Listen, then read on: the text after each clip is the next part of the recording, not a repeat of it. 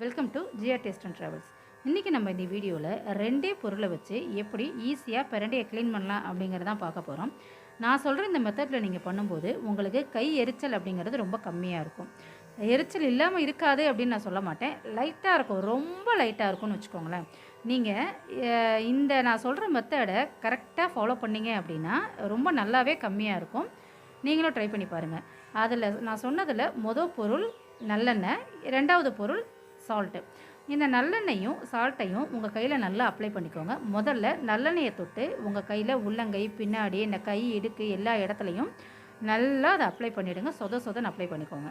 அடுத்தது அந்த சால்ட்டையும் அதே மாதிரி தொட்டு நல்லா ரெண்டு கையிலையும் அப்ளை பண்ணிக்கோங்க. பண்ணிவிட்டு இந்த பிரண்டையை அந்த கணு வரைக்கும் கட் பண்ணிவிட்டு, நம்ம ஆப்பிளுக்கெல்லாம் ஸ்கின் எப்படி பீல் பண்ணுவோமோ அதே மாதிரி இதை பீல் பண்ணி எடுக்கணும்.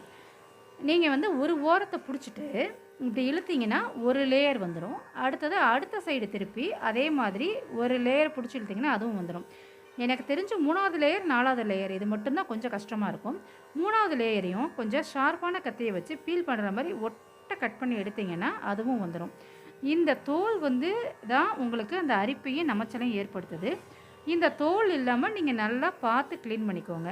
நான் இப்போ கொஞ்சம் ஃபாஸ்ட்டாக காட்டியிருக்கேன். நீங்கள் கொஞ்சம் மெதுவாக அதை உத்து கவனிச்சிங்க அப்படின்னா உங்களுக்கு அது புரியும். நான் இப்போ காமிச்சிருக்கிற மாதிரி நீங்களும் பிரண்டையை க்ளீன் பண்ணிவிடுங்க. நம்ம பிரண்டையை நம்ம உணவில் கண்டிப்பாக சேர்த்துக்கணும். 15 நாளைக்கு ஒரு தடவையாவது கண்டிப்பாக பிரண்டை சாப்பிட்ணும். நான் சொல்கிற மாதிரி நீங்கள் இந்த பிரண்டையை க்ளீன் பண்ணி ட்ரை பண்ணி பாருங்கள், எப்படி இருந்ததுன்னு சொல்லுங்கள். நான் எப்படி பிரண்டையை க்ளீன் பண்ணணும், அதே மாதிரி அதை வச்சு எப்படி தொகையல் பண்ணலாம் அப்படிங்கிறது ஒரு லாங் வீடியோவாக போட்டிருக்கேன். அதோட லிங்க்கை இங்கே நான் கொடுக்குறேன். தேவைப்படுறவங்க அதை கிளிக் பண்ணி போய் வீடியோவை பார்த்து செக் பண்ணி பாருங்கள்.